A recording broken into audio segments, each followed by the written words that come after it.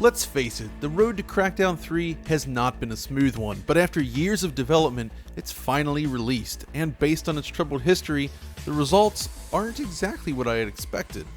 As it turns out, against all odds, Crackdown's 3 campaign is a fun and often beautiful game with a unique visual style and one of the best HDR implementations I've seen since Gran Turismo Sport. It's the proper sequel to Crackdown fans have been waiting for, but that's only half of it. The question is really, what is Crackdown 3? It's well known at this point that the Power of the Cloud destruction demo that was shown back in 2015 has not materialized. The demo was not visually impressive, but the destruction was on a whole new level, and that hasn't been replicated here. And while that's disappointing, that demo also has absolutely nothing to do with what we're looking at today. You see, Crackdown 3 is, in effect, 2 games created by different companies with different objectives. One is Wrecking Zone, a destruction-driven multiplayer game, which we'll talk about soon. The other, a proper sequel to the original Crackdown. Created by Sumo Digital, Crackdown 3's campaign is very much the sequel to the original Crackdown fans have been waiting for, and I've been playing it for the past week. So today we're going to explore that campaign, check out the visuals, performance, and the different versions available while discussing elements of the game itself. You know the drill, Agent, so let's get started.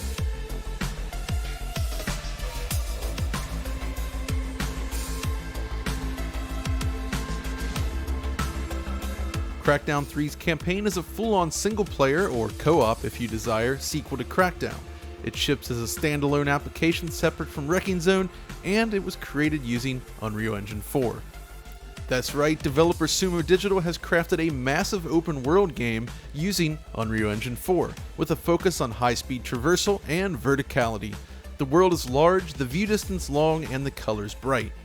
The island on which Crackdown 3 is set then is gorgeous and massive in scope, but it takes a very different approach to visuals than your typical open world game. Something true of the original as well. Crackdown 3 is all about simple, abstract shapes, bright colors, and gorgeous lighting. In that sense, the world more closely resembles something from Halo, as opposed to Grand Theft Auto. Ramps, bridges, floating platforms, twirling roads, spiral off in all directions as if from some Trackmania-inspired urban fever dream, and it works. This isn't pushing any new boundaries in terms of rendering techniques or detail, mind you. Instead, it carries its own unique visual language. Without the clutter of a modern open-world city, it also feels more explorable and easily readable. Bridges and walkways are simple platforms, hallways are often featureless, and surfaces are kept dead simple. But that's kind of the key benefit here. It looks unique, and the clean design of the world likely reduces the overall rendering load. While playing then, it's this dizzying sense of scale and height that really helps sell the world. Running high above the streets, platforming between buildings, and climbing the tallest towers feels wonderful. But how wonderful it feels kinda depends somewhat on your platform of choice. As has become the norm with Microsoft-published games then, Crackdown 3 offers support for all flavors of Xbox One and Windows 10. So if you're playing on Xbox One X, Crackdown 3 runs with a dynamic resolution feature.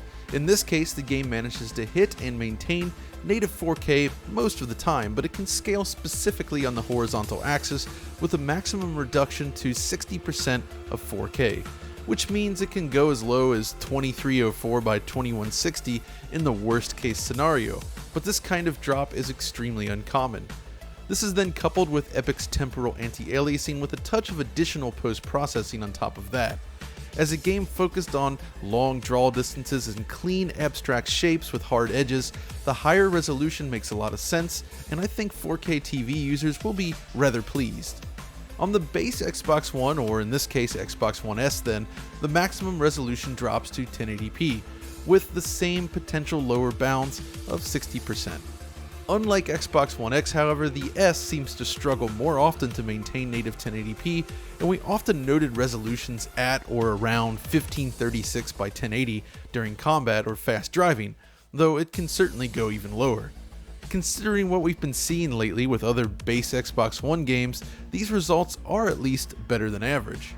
You can of course also install Crackdown 3 on your PC through the Windows Store. Now we've said plenty about this store in the past and I'm still not a huge fan, but at least this time, installation went off without a hitch. For me, it's more an issue with the files being encrypted, which prevents the typical customization and tweaking available in most PC games.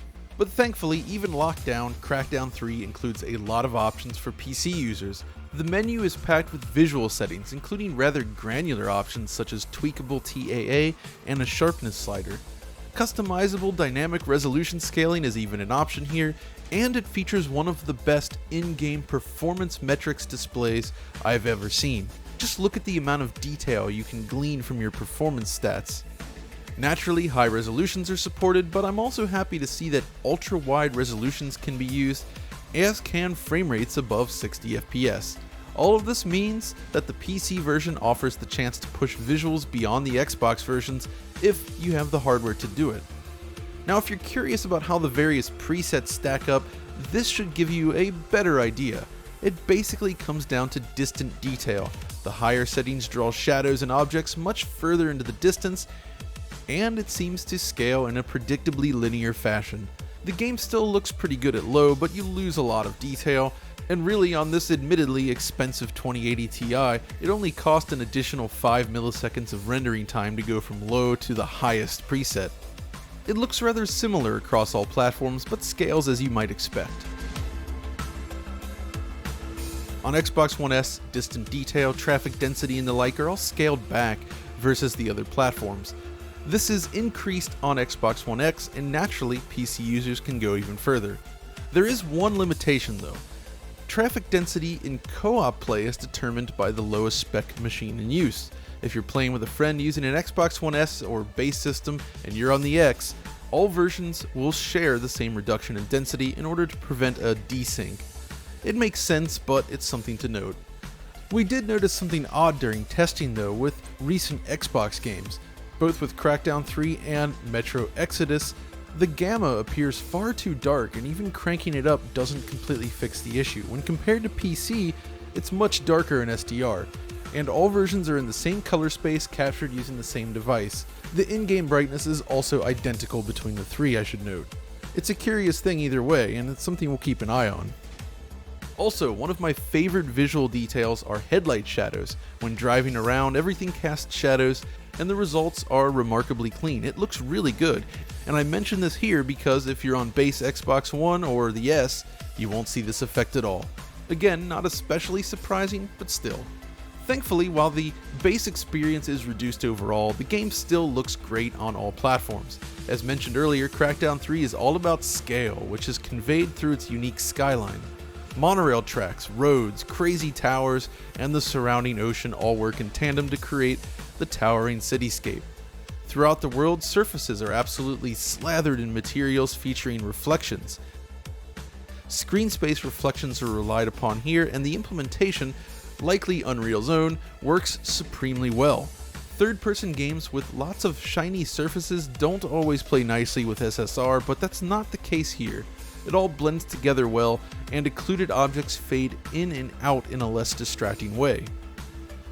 Then there's the neon lighting. Signs, light pipes, and LED strips are used everywhere in this world.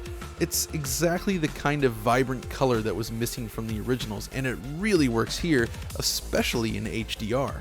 This combines with the game's excellent PBR authored materials. There's a lot of both realistic and fantastical materials in the game world, but the physically based assets are key in supporting the presentation. With so many large, flat surfaces, individual material properties become rather important. Plastic, metal, dirt, and cement all stand out and look great.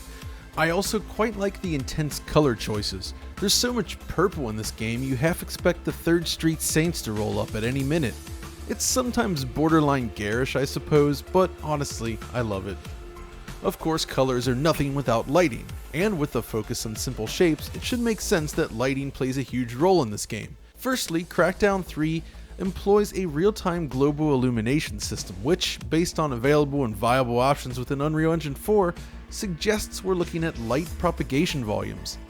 The idea is to simulate real-time global illumination using spherical harmonics and a compute shader-generated voxelized representation of the scene's geometry to simulate light bounce and secondary occlusion. It's easiest to appreciate in direct sunlight, where rays from the sun can bounce off of colored surfaces. It's fair to say that the technical artists in particular did a wonderful job on this project in fully realizing the world. But beyond direct and indirect light, we also have to talk about more traditional shadow maps, and these are kind of a high point. The headlight shadows are already extremely cool, and I mentioned them earlier, but shadows in general look really nice with smooth shadow cascades. Now, it should be noted that the shadow quality is significantly better on Xbox One X and the PC, with Xbox One S, or base if you will, showing less detailed shadows all around, with missing shadow detail in the far distance. Another cool visual effect that I appreciate is what looks like a height fog present across the city, which helps create additional depth within the world. It's usually centered around bodies of water running in between the various buildings and structures. And all of this is greatly enhanced by a truly exceptional HDR implementation. If you've played the multiplayer beta test with its broken HDR support, don't fear, the campaign is a separate thing, and the HDR in this version is fantastic. The art direction is pretty much perfect for it, I think. You have a mix of super high intensity neon lights coupled with deep black levels at night, along with a bright sunny sky during the day. I've been playing on an LG C8 OLED myself and was constantly wowed by the dynamic range on display. I currently lack the proper tools to show a heat map of this unfortunately, but HDR display users should be pleased. So on the whole, Crackdown 3 is a very big picture kind of game, and yeah, if you're looking for insane gritty detail on the street, something like The Division, the art direction in this game isn't necessarily going to satisfy that need. Instead, it's closer to something like Mirror's Edge, I suppose, but even then it's less grounded. The bright colors, unique design of the city, and focus on platforming make moving through its world more interesting than usual, and the visuals play a huge part in that since it's so easy to identify what you can jump on and how far you can go. It's akin to Sunset Overdrive in some ways, but less automated and easier to read visually. But of course, depending on which platform you're playing on, things could feel a little different. We've already touched on the visual differences between Xbox One and Xbox One X, but what about performance? Well, let's start with the one I'm sure most people are curious about, at least those watching the video, Xbox One X. With its high-resolution target and the fact that it's an open-world Unreal Engine 4 title, I was admittedly skeptical. There aren't really a lot of examples of Unreal Engine 4 console games running at or near 4K with worlds of this size. The target frame rate then is 30 frames per second, and impressively, it holds up. In fact, it holds it often enough that during the many hours I played, I really only noticed dips a couple of times at most. When it does manifest, it happens like this: a few torn frames along the top of the screen and a small blip on the frame time graph, and that's really it. During the heaviest combat sequences, it's possible for this to occur, but really that's about the only time I've encountered it. Even then, the resolution generally sticks to native 4K. I suppose the sudden explosions are simply too random to work well with a dynamic resolution scaling system anyways. Keep fighting. Need more firepower. Driving through the world is also suitably smooth with no hitching, skipping, or stuttering anywhere. It's remarkably stable, I have to admit.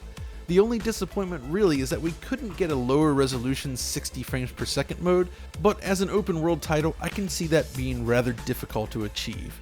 Either way, it's more stable than the original Crackdown was back on Xbox 360 and one of the most stable Xbox games we've tested in quite a while. That is, unless you're on an Xbox One or Xbox One S. Yes, the older systems do not fare quite as well. Okay, let's be honest, the performance is actually pretty good for the most part, especially when considering the limited hardware. It's a big ask for sure, and you do get that 30 frames per second a good chunk of the time, but it also isn't difficult to find performance dips. Any significant combat or fast driving is enough to trigger drops in performance and some minor screen tearing, which means there's quite a gap in performance between base and Xbox One X here. The resolution dips below 1920 by 1080 on a regular basis, and performance just isn't as stable, plus it's missing some of those visual details.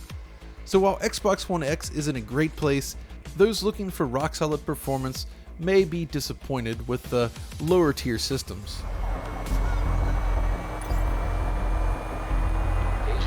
Then there's the PC version.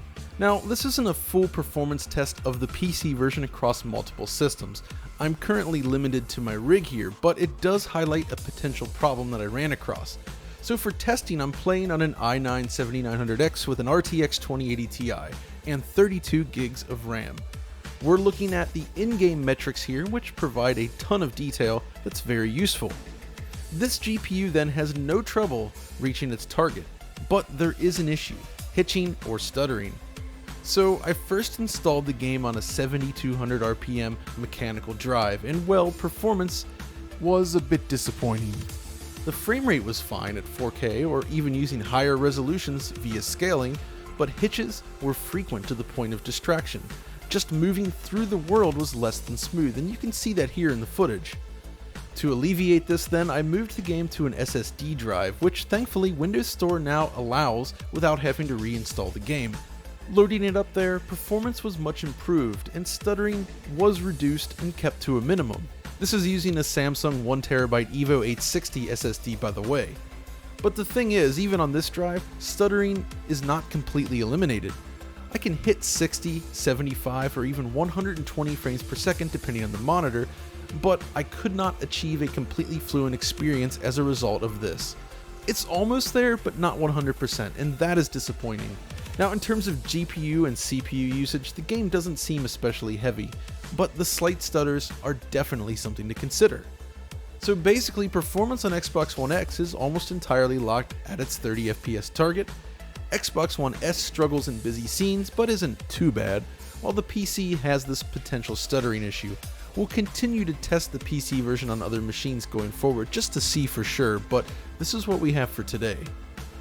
So yeah, if we step back then, we have a fairly complete picture at this point.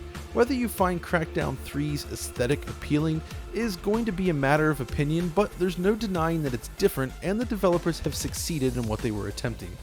I personally like the design a lot though, with its huge sense of scale and impressive structures that stretch way off into the distance. The important thing here though is that it's technically solid and is a true sequel to Crackdown. It's very much the next step from the original game, and it plays a lot like it, yet more refined of course.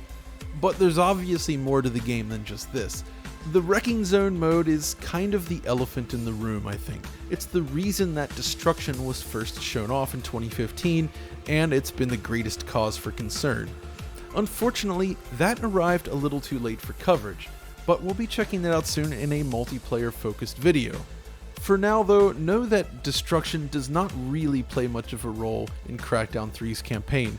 There's some cool ragdoll physics here and there, but the world is not designed to be destructible. And that's key. I can understand the disappointment with the multiplayer, but this was never Sumo Digital's goal. I'm also not sure it would make sense. With a focus on collecting orbs and platforming, being able to take down structures would kind of break the level design. The city itself is also more complex in terms of design compared to Wrecking Zone and those older demos, and on top of all that, it's important to me to be able to play this completely offline, which you currently can do in Crackdown 3. Now, the campaign does pull some data from the cloud, but it is entirely possible to play the game completely offline. Just something to consider. But really, you kinda know already if you're into this. If you enjoyed Crackdown and are interested in revisiting this style of gameplay, Crackdown 3 is a success. It looks great, plays great, and runs very smoothly, at least on Xbox One X. But that's all from me for the moment. If you did enjoy this video, be sure to let us know by liking, subscribing, ringing the notification bell, and of course following us over on Twitter. And until next time, this is John signing off.